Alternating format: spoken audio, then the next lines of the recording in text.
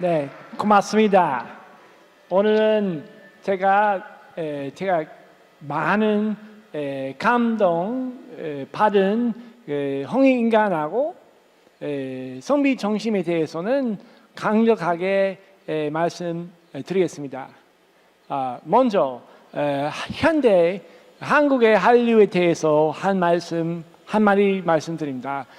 지금은 싸이나 그 다음에 요즘은 오징어 게임까지도 물질적인 문화 차원에서는 한국이 큰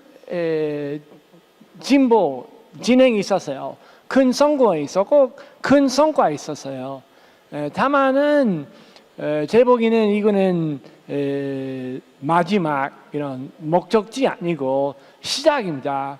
그 다음 단계가 뭔지를 우리 좀 깊이 고민할 필요성이 있습니다.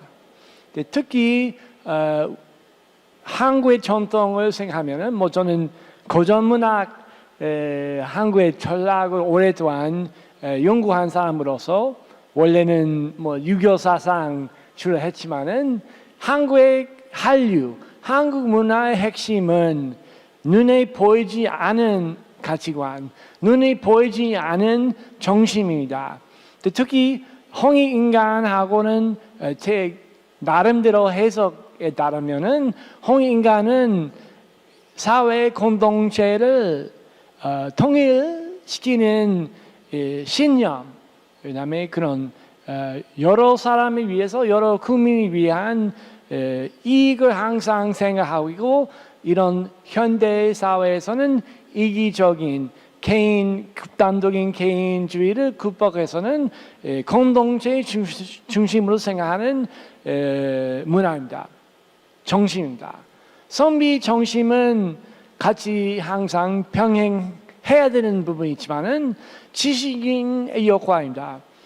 저는 일단은 교수 오래 했으니까 인류의 그런 일종의 그런 지식입니다. 지식인은 전문적인 지식, 교육 받고 많은 혜택을 받아요. 하지만은 그 선비 정신은 우리 받은 이런 좋은 교육이나 지식은 자기 개인의 소유권 없고 그는 개인 무슨 권력도 아니고 항상 사회에 위해서는 헌신적인 활동을 해야 이런 진정한 선비를 될 수 있어요. 한국 역사에서는 그런 위대한 인물이 되게 많았고 저는 항상 고전을 공부하면서 많은 감명 받았습니다. 특히 여기에서 나오는 다산 정약용은 대표적인 사람입니다. 원래는 17, 18세기에 유교 사상 비교 문학, 비교 연구했습니다. 그 하는 과정에서 중국, 일본, 한국 하면서 우연히 다산 정약용 글 읽고 많이 배웠어요. 많이 배웠고 요즘은 얼마 전에 다산 정약용 대전론이라는 책이 출간돼서 어느 정도는 우리의 그런 이해가 인정받았다고 생각이 들었어요. 그리고 전락은 당연히 과학하고 직접 연결됩니다. 하지만은 한국에서는 특히 이 고도 성장 그런 신화 덕분에 한국의 과학 기술에 대한 많은 오해가 있습니다. 그래서 선비 정신하고 홍익인간의 원래 힘을 보이지 않은 상태까지 도달했습니다. 예를 들면 제가 얼마 전에 카이스타는 특강 했는데요. 몰래 사진 찍었어요. 불법 촬영입니다. 그 안에서 홍보관 안에서는 한국과학기술여명이라는 그런 전시회가 있었어요. 당연히 현대 대한민국의 경우는 1970년에 그런 미국 국무부 USA에서 지원받고 키스트하고 가이스 출범하고 한국 현대식 과학기술 발전을 시작했다는 드린 건 아닙니다. 하지만은 한국 과학기술은 뭐 1970년대 시작 아닙니다.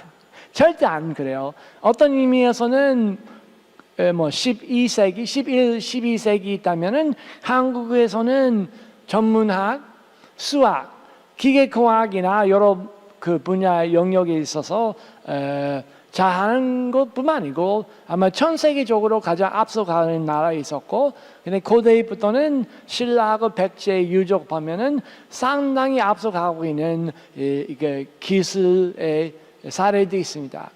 보면은 한국이 갑자기 80년대부터 그 기술 발전 아니고 오래 전부터 그런 전통이 있었고, 그래서 그런 노하우가 있으니까 이렇게 기적적으로 발전은 아니고 그만큼 잠재적인 가능성, 능력이 있었으니까 고도 성장이 가능하게 됐습니다.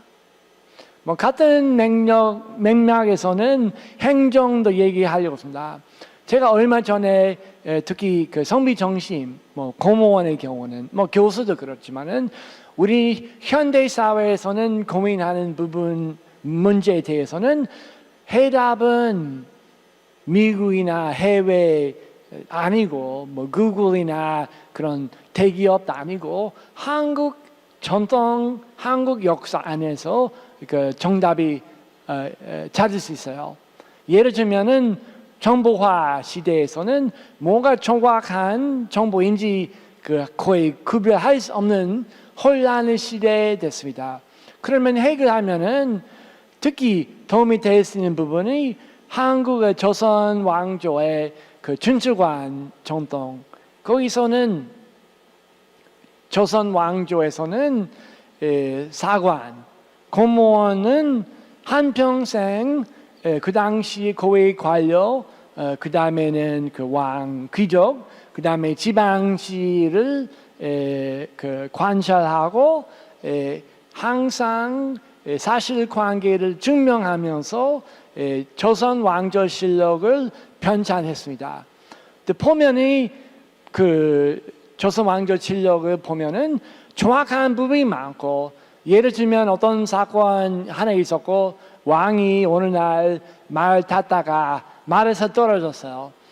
옆에 있는 수반하는 사관을 보고 이 실수를 기록하지 말라고 명령했어요. 그런데요, 나중에 그 조선 왕조실록이 나오는 기록은 왕이 어느 날 사냥 갔다가 말에서 떨어졌다. 주변에 있는 사관을 보고 쓰지 말라고 명령했다. 기록이 남아 있어요. 그 뜻은 진리를 추구하는 선비 정신이 가장 권력보다 더 힘이 있고, 그래서 이런 춘추관이라는 기관이 있고 조선 왕조 실록이 있었기 때문에 조선 왕조 그렇게 500년이나 갈 수 있었어요. 그리고 현대 사회에서는 정보의 그런 혼란 속에서는 그 과거의 전통에서는 우리의 해답을 찾을 수 있다고 생각합니다. 그리고 뭐 요즘엔 환경 문제도 그렇고, 한국에서는 이런 지속 가능한 유기농 전통이 아주 오래됐고, 그 다음에는 예를 들면 여기 Farmers of 40 Centuries, 그 4,000년 동안의 그런 농민의 역사, 미국의 박사가 한 100년 전에 110년 전에 한국을 방문하고 한국의 위대한 유기농을 보고 미국이나 서양이 한국에서 동양에서 이런 모범을 배워야 된다고 주장했어요. 틀린 말 아닙니다. 그래서 우리는 이런 환경 위기 속에서 그 다음 단계에 가려면은 당연히 농업부터 시작해야 되고, 그 모범적인 농업을 찾으려면은 해외 말고 한국 전통이 있어요. 그리고 하나 좀 재미있는, 특히 그 선비 정신하고 홍익인간 생각할 때는 한국의 국기는 되게 아주 인상 깊었어요. 당연히 민족을 표상하는 뜻도 있지만은 제복이는 다른 나라에 비해서는 보편성을 강조하는 성격이 더 강해요.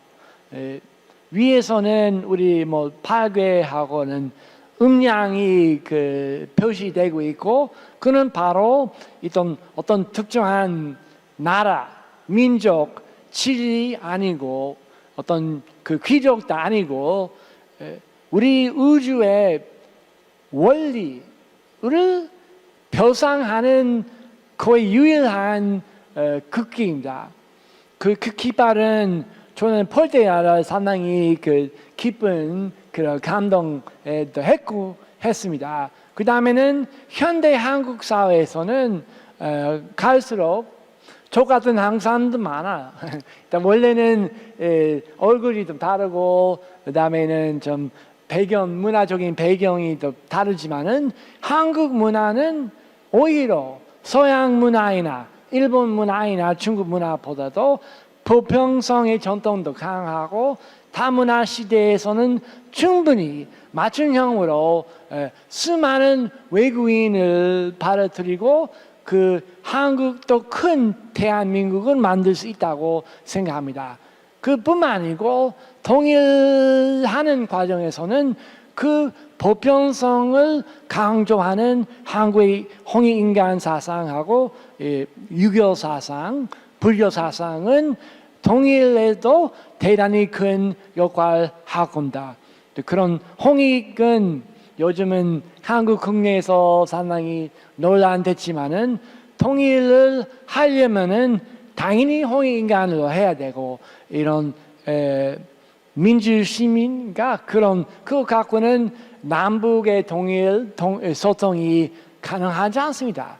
근데 공동의 분리, 공통의 그런 역사이나 문화 중심을 갖고는 현대 이데올로기를 조화해서는 새로운 나라를 건국할 수 있는 기회도 생길 수 있어요. 저는 특히 홍익인간을 생각할 때마다는 우리 분단 국가의 그런 유리한 점을 생각합니다. 그는 바로 분단 국가에 있으니까 통일된다면은 그냥 경제적인 통일뿐만 아니고 새로운 나라를 세우고 건국하는 기회 될 수 있고, 다른 나라에서 절대 할 수 없는 천완적인 발전적인 그런 혁신이 가능하게 됩니다. 어떤 의미에서 한 500년에 한 번 얻을 수 있는 기회는 미국이나 중국이나 러시아 절대 없고 한국에만 있을 수 있다고 생각합니다. 아까 제가 얘기했습니다. 그리고 그런 한국의 가능성에 대해서는 말씀드리면서 현대 한국의 약점에 대해서 조금 언급도 필요합니다. 특히 정신적인 문제입니다. 그 홍익인간하고는 한국의 보편성의 전통하고는 당연히 관계 있어요. 제가 작년까지 1년 동안 미국 워싱턴에 있었어요. 한국에 10년 살았다가 미국 가서 1년 있었다가 다시 한국 왔습니다. 미국 갔을 때는 아주 답답했어요. 왜냐하면 뭐 국제관계, 외교 안보 수많은 세미나도 가고 많은 발표 들었고, 특히 북한 문제, 동북아, 한중일 들었지만은 항상 그런 한국을 대표하는 외교관, 교수, 정치인들은 한국에 잘 알고 있고 당연히 잘 알고 계시지만은 한국 잘 모르고 한국말 한마디도 못하고 있는 미국 사람하고 대화할 때는 그냥 조용하게 듣기만 했어요. 좀 신기했어요. 왜 이렇게 자신 없을까 고민. 저도 한국말도 못하니까. 근데 저는 그만큼은 거부하지 않습니다. 기회 있으면은 한국말 이렇게 못하더라도 적극적으로 합니다.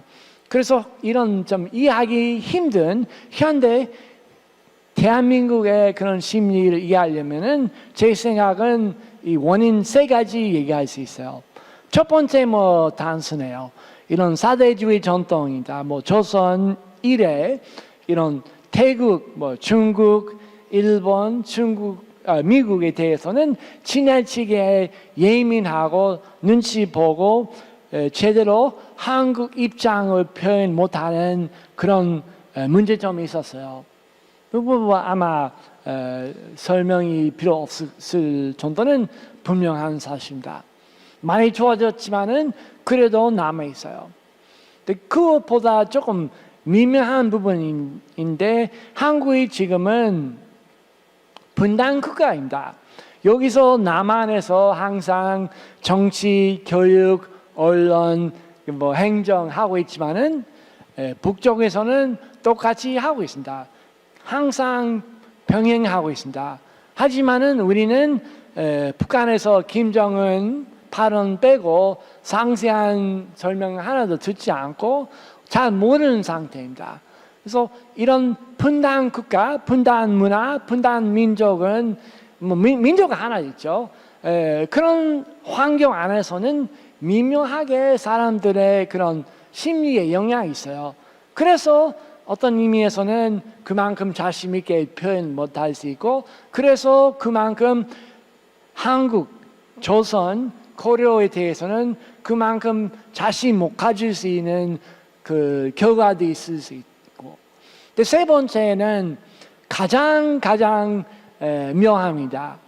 우리가 생각하는 선진국, 뭐 영국, 프랑스, 독일, 일본, 미국 같은 나라에 하고 한국의 차이점은 분명해요. 그 나라들은 이런 시민주의를 가졌고 제국주의 전통이 있었어요. 한국에서는 사실 제국주의 그런 부담이 없어서 저한테 대단한 매력이 있었어요. 그래서 한국 와 있고, 그래서 한국에 귀화했어요. 그런데요, 현실적으로는 해외에서 역할한다면은, 예를 들면 미국 간다면은, 일본, 독일, 프랑스 있다면은 그 나라 가서 미국이나 뭐 중국 가면은 전략적으로 이 친독일, 뭐 친독, 친불, 친영, 친미의 세력을 전략적으로 키워요. 한국에서는 그런 전통이 없었기 때문에 그 정도는 못했고, 우리 앞으로는 동시에 홍익인간 사상을 갖고 이런 민족의 통일하고 같은 방향으로 맞아야 되고, 그런데 그렇게 하면서 전략적으로 전 세계에서는 한국의 문화적인, 그 다음에 뭐 그런 정치적인 영향을 전략적으로 계통 있게 확대도 해야 됩니다. 그리고 사실 문화는 요즘은 한국에서는 우리 이 무슨 경제, 기술 그런 식으로만 무역만 생각하고 있었고, 문화는 상당히 낮은 지위 있었어요. 그런 신문도 보고 그렇고 방송도 보고 그래요. 하지만은 뭐 김구 선생님도 그렇고 문화는 핵심이다. 문화 없으면은 죄송합니다. 문화 없으면은 나라 없습니다. 그 다음에는 실제로는 살아 있어요. 17세기 동북아에서는 가장 강한 나라는 틀림없이 만주였어요. 너무 강해서는 중국까지 다 정복했어요. 대단한 성공이 있었지만은 문제는 만주 사람들은 자기 문화를 제대로 지키지 않았어요. 전통 문화도 사라졌어요. 그래서 18세기 이후는 만주어 하는 사람들이 많이 줄었고, 현대 기림이나 하얼빈 가면은 자기 할아버지 만주인이었다고 생각하고 얘기하고 있지만은 만주어 하는 사람이 거의 없어요. 어떤 의미에서는 17세기, 18세기에 만주어의 그런 글이나 읽을 수 없는 사람이 많고, 그 기록도 사람이 잘 몰라요. 그만큼 중요하죠.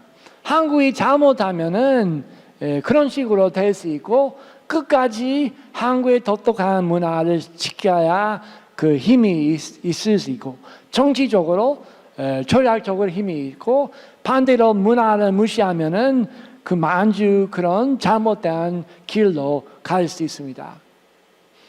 그리고 전통 문화를 생각하면은 아까 말씀드렸지만은 눈에 보이지 않은 신념, 눈에 보이지 않은 가치관, 눈에 보이지 않은 그런 사상이 핵심이고, 눈에 보이는 것은 안 중요합니다.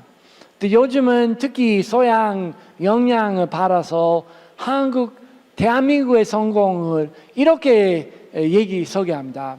남한에서는 밤늦게 보면은 다 반짝반짝하고 있고 대단히 크게 성공했다, 발전했다. 북한에서 깜방에서는 아직 후진국이 있다. 그런 식으로 설명합니다. 저는 미안하지만은 동의하지 않습니다. 약간 비밀이 있지만은 밤이 원래는 깜깜해요. 현실입니다. 지난 그 몇천 년, 몇만 년 그랬대요. 처음부터 그렇고. 그래서 밤에서는 필요 없는 전기 쓰지 않은 것은 당연한 것이고, 그런 의미에서 동의된다면은 남한이 그 문화를, 기술을 북한에 소개하는 것뿐만 아니고, 북한에서는 부분적으로 한국의 위대한 전통에 보존하는 부분, 지키는 부분은 당연히 다시 살아야 돼요. 하나 매우 중요한 부분이 한국의 전통의 검소한 이런 생활입니다. 낭비도 하지 않고, 음식도 낭비하지 않고, 전기도 낭비하지 않고, 이런 건전한 생활을 항상 중요하게 생각하는 전통이다. 그런 전통을 다시 한국에 살면은 얼마나 좋은지를 몰라요. 어떤 의미에서는 쌀이나 오징어 게임 말고 원래 있었던 눈에 안 보이는 그 문화를 살면은 또 큰 대한민국 가능하게 됩니다. 그런 의미에서는 현대 아메리카 드림, 그 American Dream, 저 원래 미국에서 자랐고 어떤 의미에서 미국도 대표하고 있지만은 이 집 와서는 그 American Dream 말고 그 Korean Dream을 생각해야 돼요.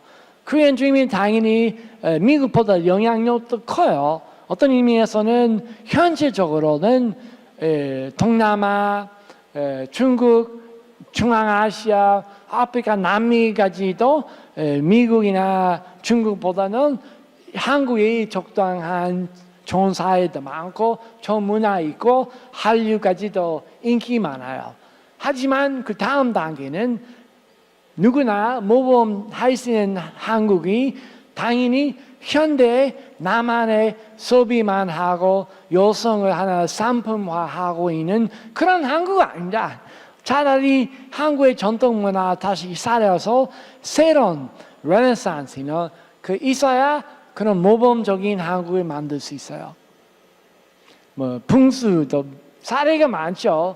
우리 홍익인간을 생각하면은 이런 사람과 사람의 그런 공동체, 공익, 같은 이익을 항상 생각하고 있고 이기적인 문화를 극복하는 그런 문화 전통이 있지만은 같은 의미에서는 자연과 사람의 동합이 매우 중요합니다.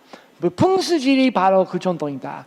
현대 한국에서 거의 사라졌어요. 요즘은 이런 무슨 산 깎고 고속도로도 세우고 그다음에 여러 도시 계획에서는 거의 원래 있었던 그 자연의 모습을 무시하는 것입니다.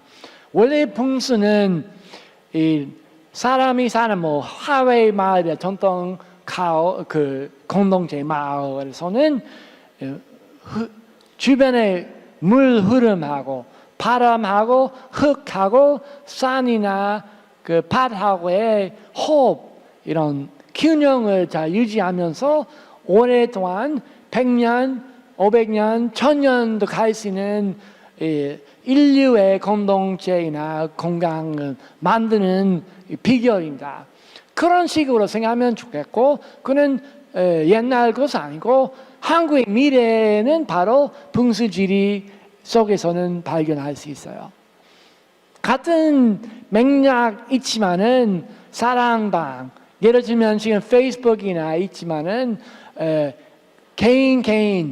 개인주의 세상에서 개인은 해외에 있는 사람을 연락하고 약간 쓸데없는 그 뚱뚱한 고양이 사진도 교환하고 그런 식으로 하고 있지만은 한국의 위대한 사랑방이나 이런 선비 그런 교류에 있어서는 같은 목적으로 다양한 문화 활동할 수 있고, 만약에 사랑방 전통을 살려서 그런 페이스북 그 다음에 그 소셜 네트워크를 개발하면은 그러면 한국이 핵심 될 수 있습니다.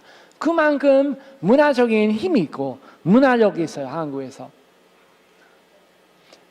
그래서 한의학, 아마 한국 미래에 생각하면 홍익인간을 생각하면 한의학을 하면 가장 만약에 투자한다면 한의학 첫 번째.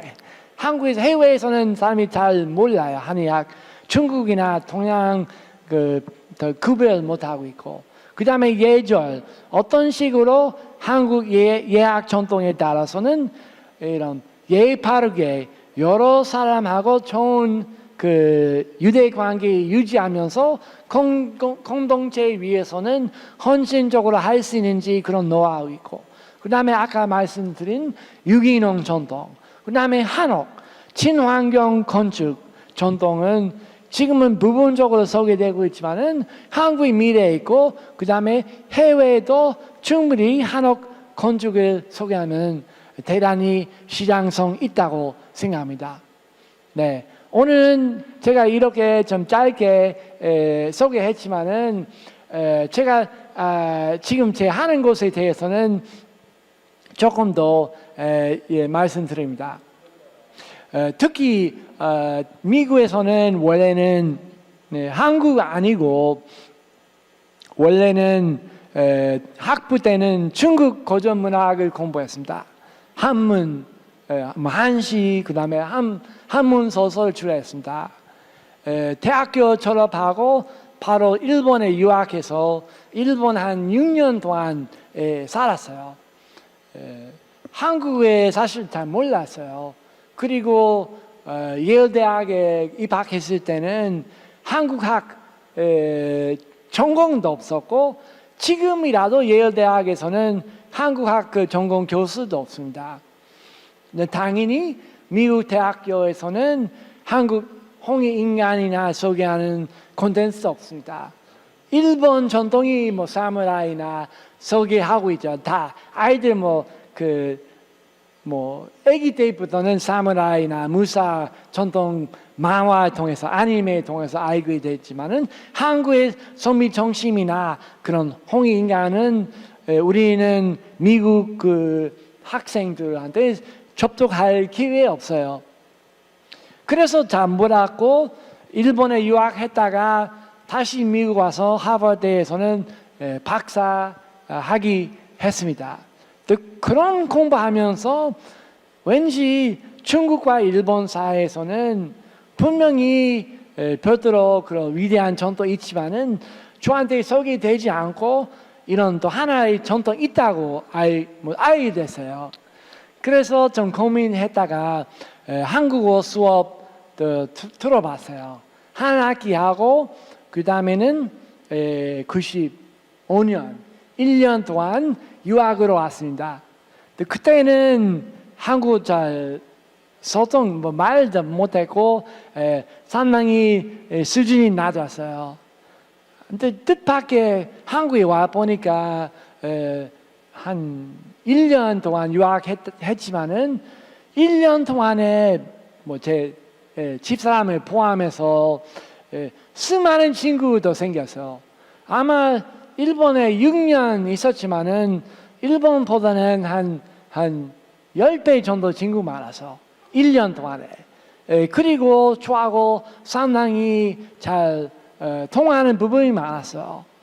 아마도 처음에는 한국 역사이나 문화 잘 몰랐지만은 어떤 아까 말씀드린 보편적인 가치관을 강조하는 부분이 저한테 대단히 매력이 있었어요. 그리고 그 연구 아까 뭐 다산 정약용하고 그 연암박지원 신락 전통에 대해 처음에 연구했습니다. 연암박지원의 경우는 단편 소설 제가 다 영어로 번역했습니다. 또 번역하면서 대단히 인상 깊은 점 하나 있었어요. 그 바로 소설 안에서 주인공이 가난한 농민, 거지, 이런 쓰레기 모이는 서민, 그런 신분이 매우 낮은 사람은 주인공을 했습니다. 좀 대단히 놀라운 그런 문화 작품이었어요. 왜냐하면 중국이나 일본에서 다양한 작품이 있지만은 거지를 소설 주인공으로 하는 책이 본 적 없었고, 어떤 의미에서 현대 한국이나 미국에서 그런 소설도 없습니다. 그래서 한국에서는 보편성을 갖고 평등한 사회를 상상할 수 있는 그런 문화적인 전통, 옛날 고대부터 있었고, 저는 조선시대 좀 연구하면서 발견했고 대단히 깊은 감명 받았어요. 하지만은 그 과정에서는 한국 전공 아니니까 미국에서는 한 10년 동안 일본 문학 교수했습니다. 그래서 여전히 일본 연구도 하고 일본 사람하고 많은 교류했습니다. 그런데요, 지난 10년 동안, 15년 동안은 한국도 한 2000년부터 시작해서 한국에서는 동아시아의 공동체처럼 생각하는 사람이 되게 많았어요. 그 다음에는 공동점을 찾고 있는 사람도 많았고, 일본이나 중국에서는 찾기 힘들었어요. 그 다음에는 평등한 사회에 위해서는 홍익인간 사상을 갖고 새로운 건전한 문화를 만들겠다, 그런 생각이 있는 한국 사람들은 뜻밖이 많았어요. 미국, 중국, 일본에서 찾기 힘들었어요. 그래서 제 전략 아니었지만은 갈수록 한국인하고 교류를 많아졌고 일본이나 중국하고를 줄였어요. 마지막에서는 2005년부터는 제가 2년 동안은 주미 한국 대사관, 워싱턴에 있는 대사관에서는 이런 공문을 시작했습니다. 문화원에서 주로 했고, 미국인한테는 한국 문화를 소개하는 역할을 했습니다. 글도 쓰고 이런 식으로 영어로도 발표도 했습니다. 그 하면서 이런 한국 양쪽 발견했어요. 하나는 얼마나 그런 한국의 가능성이 있는지도 알게 됐어요. 얼마나 그 문화적인 그런 무슨 심도 있는지 알게 됐어요. 근데 동시에 외교관, 기자, 정치인들은 한국 전통에 대해서 얼마나 부정적인 시각으로 보고 있는지 알게 됐어요. 사실은 홍익인간하고 선비정신에 대해서 많은 글도 쓰고 책도 한 3권도 냈습니다. 그래도 얼마 전에, 한 8년 전에 한국 외교부 안에서도 이렇게 한국 해외에도 소개할 때는 홍익인간하고 이 선비정신을 쓸까 말까라는 논쟁이 있었어요. 외교관 사이 그 길이. 근데 결론은 거부했어요. 왜냐하면 수많은 외교관들은 홍익인간하고 선비정신은 약간 사이비 종교이나 약간 외국인 아마 이해할 수 없다. 아니면 여러 가지 자기의 그런 편입권이 있어요. 자기 배경이 나오는 약간 자기 권력하고 관계 있을 수 있고, 뭐 결국은 쓰지 않았어요. 지금이라도 해외 가면은 한국 소개한다면은 이런 뭐 한류 소개하고 노래 뭐 그런 현대 소비 문화를 중심으로 하는 문화 소개하고 있고, 아니면 김치 소개하고, 아니면 그냥 한옥인 뭐 한복 소개하고 있습니다. 하지만은 김치, 한복, 한옥은 이런 고별로 볼 수 없죠. 개별적인 것은 아니고 이런 큰 문화의 흐름 안에서 파악해야 의미 있고, 그런 바로 고대부터의 공동의 문화 흐름이 있죠. 그런 영역, 문화적인 진행의 영역 안에서는 이런 문화 현상을 잘 파악해야 그 한국의 문화를 깊이를 이해할 수 있고, 우리는 그 다음 한류의 다음 단계까지 가려면은 분명히 그쪽에서는 강조해야 됩니다. 그는 바로 한국의 핵심은 눈에 보이는 것 아니고 눈에 보이지 않은 홍익인간하고 선비 중심입니다. 오늘 이런 귀한 기회 주셔서 대단히 감사합니다. 고맙습니다.